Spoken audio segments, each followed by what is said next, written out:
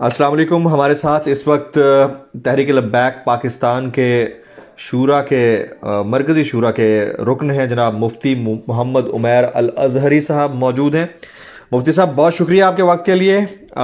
ये फरमाइए, आपके साथ अभी मुज़ाकरात हुए हैं तीन रुकनी कमेटी के जो अहम तरीन अरकान थे, जिनमें शाह महमूद कुरैशी साहब थे, अली मोहम्मद ख़ान साहब थे और असद कैसर स्पीकर कौमी असम्बली, इनसे मुलाकात हुई है।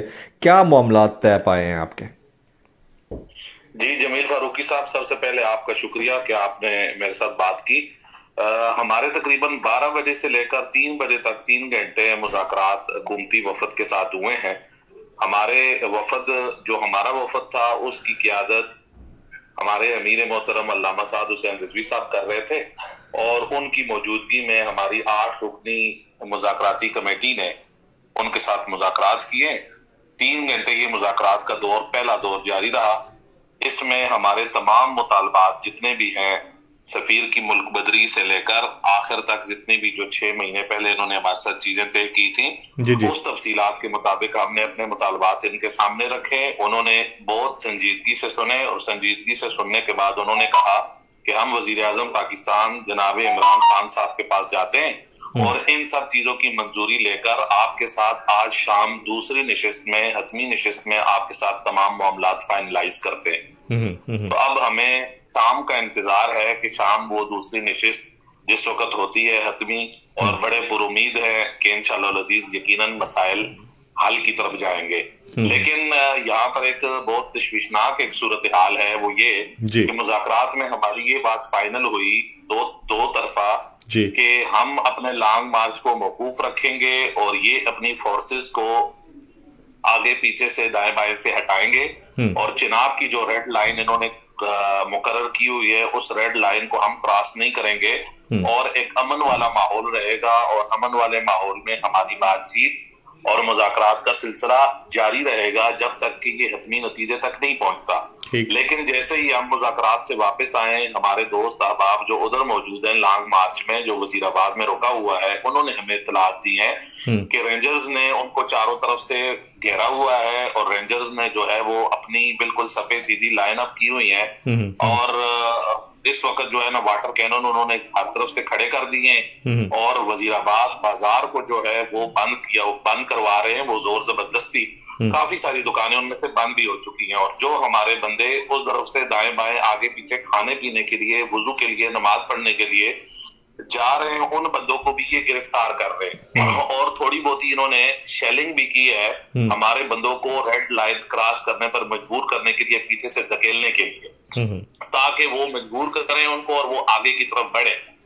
लेकिन अभी तक हमारा काफिला रुका हुआ है। अब हमारी इस्तदा यही है कि जब हमारे साथ एक अच्छे माहौल में मुज़ाकरात संजीदगी के साथ किए जा रहे हैं और तय ये हुआ है कि मुज़ाकरात के दौरान किसी किस्म का अमन उसको तबाह नहीं किया जाएगा, तो ये कौन सी वो ताकत है कि जो हमारे लोगों को आगे धकेल कर लोगों का कत्ले आम करना चाहती है और तसादुम की तरफ हमें लेकर जाया जा रहा है। अच्छा, अब मेरा आपसे एक सवाल है। फवाद चौधरी साहब जो वफाक के वज़ीर इत्तलात हैं, वो फरमाते हैं कि जब तक आप लोगों की जमात के जो मुजाहिरीन हैं या कारकुनान हैं वो वापस मस्जिद रहमतुल्लिल आलमीन में जाकर नहीं बैठते, तब तक किसी किस्म की किसी बात पर कोई अमल नहीं किया जाएगा। क्या आप लोगों के साथ जो मुज़ाकराती कमेटी ने बातचीत की है, उन्होंने भी आपसे ये मुतालबा रखा है कि आप लोग पहले मस्जिद रहमतुल्लिल आलमीन चले जाएं, उसके बाद हम आपसे कोई बात करेंगे, वरना कोई बात नहीं होगी? इसको जरा क्लियर कर दीजिएगा। उनकी तरफ से जो मुज़ाकराती कमेटी आई है, उन्होंने कोई शर्त मुज़ाकरात के लिए नहीं रखी। उन्होंने ये कहा कि आप वजीराबाद में जहां पर मौजूद है यहीं पर रुकें और आगे ना बढ़े, रेड लाइन क्रॉस न करें, तो हम आपके साथ मुज़ाकरात को हतमी नतीजे तक पहुंचाएंगे। वो जो फवाद चौधरी साहब ने बात की है, ये मुझे नहीं पता कि उन्होंने किसकी इत्तला पर और किसके हुक्म पर ये बात की है, लेकिन जो वफद हमारे साथ बैठा है उन्होंने इस किस्म की किसी किस्म की कोई शर्त आयद नहीं की। अच्छा, एक और चीज़ भी, शेख रशीद साहब भी बार बार इस बात का इंदिया दे रहे हैं मुख्तलिफ टीवी प्रोग्राम्स के अंदर। उन्होंने खुलकर ये बात कही है। उन्होंने कहा है कि जब तक लब्बैक वाले वापस नहीं चले जाते तब तक उनके साथ हम मुज़ाकरात नहीं करेंगे। तो ये जो पहला दौर हुआ था मुज़ाकरात का, जेल के अंदर, क्या उसमें उन्होंने ये बात रखी थी कि आप रहमतुल्लिल आलमीन मस्जिद के अंदर ही रहें, आगे बढ़े तो हम आपसे आहनी हाथों से निपटें? कुछ ऐसी बात हुई थी शेख रशीद साहब से आप लोगों की?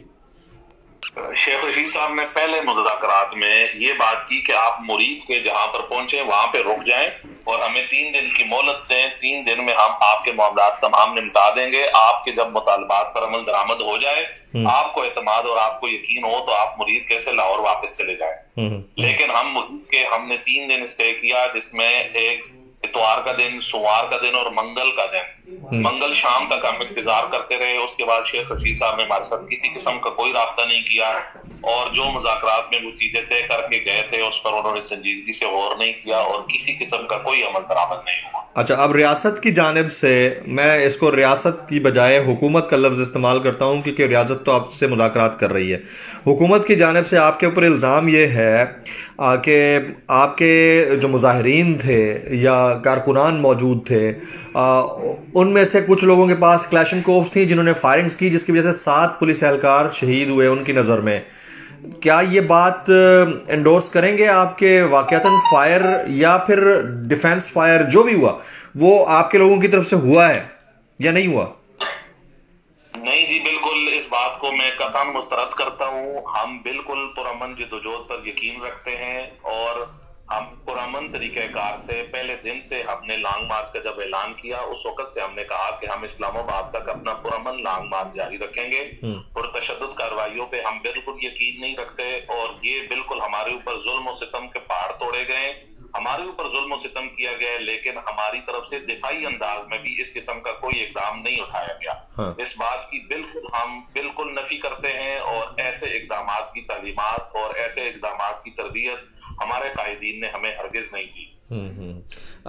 अब ये फरमा दीजिए कि आपने कहा कि हमारे मुतालबात वही हैं जो पहले थे, जबकि मुख्तलिफ लोग आपके बिहाफ के ऊपर, मैं नाम ले देता हूँ, और ये मकबूल जान साहब हो गए, इसके अलावा और बहुत सारे लोग हैं, वो क्लेम कर रहे हैं कि अब आपके मुतालबात के अंदर से जो फ्रांसीसी सफ़ीर की मुल्क बदरी का मुतालबा था वो हिस्सा नहीं है उसका। तो आप इसको कंफर्म करेंगे कि आप उस मुतालबे के ऊपर अभी भी कायम हैं या फिर वो आपके मुतालबात में शामिल नहीं है क्योंकि सफ़ीर तो ऑलरेडी मुल्क के अंदर मौजूद नहीं? जी, सफ़ीर वाले मामले पर हस्ब साबिक हमारा वही मौक़िफ़ है कि इस मसले को पार्लियामेंट में हम 20 अप्रैल को हमारे एहतजाज की वजह से ले जाया गया, लेकिन उस पर बात करने के बाद एक कमेटी के हवाले किया गया, जो कमेटी अभी तक नामुकम्मल है और कमेटी ने नामुकम्मल होने की वजह से जो हुकूमती वफद ने हमें बताया कोई फैसला सादर नहीं कर सकी और जिस वजह से कोई पार्लियामेंट की तरफ से कोई फैसला सामने नहीं आ सका। तो हम अभी तक उस पर कायम है कि सफ़ीर के हवाले से जो पार्लियामेंट का बाज़ाब्ता फैसला साजी या कानून साजी का जो मरहला है उसको मुकम्मल करने के इक़दाम तमाम उठाए जाएं और उसको नतीजा खेज बनाया जाए। पार्लियामेंट उसमें जो भी फैसला दे, हमें उस फैसले पर एतराज नहीं, लेकिन फैसला देने के पाबंद हैं अपने मुआहदे के एतबार से और उन्हें अपना वादा पूरा करना चाहिए। यानी ये कंपल्शन नहीं है आप लोगों की तरफ से, ये कंपल्शन नहीं है कि अगर पार्लियामेंट मुत्तफ़िका तौर पर डिसाइड करती है कि मुल्क बदर नहीं करना फ्रांसीसी सफ़ीर को, तो आप मिन पार्लियामेंट के फैसले को मानेंगे, उसके ऊपर आपकी रिफ्ट नहीं है, लेकिन आप ये कहते हैं कि मुआहदे पर अमल हो, यानी बात पार्लियामेंट में लेकर जाई जाए, यही बात है ना? बिल्कुल ऐसा ही। अच्छा, अब अगली बात मुझे बताएं कि बाकी मुतालबात आपके क्या हैं? कौन सी ऐसी बात है जिसके ऊपर गवर्नमेंट मुज़ाकरात के लेवल पर आई है, बात मानना नहीं चाह रही? कौन से ऐसा मुश्किल मुतालबा है जिसको वो नहीं मानना चाह रहे?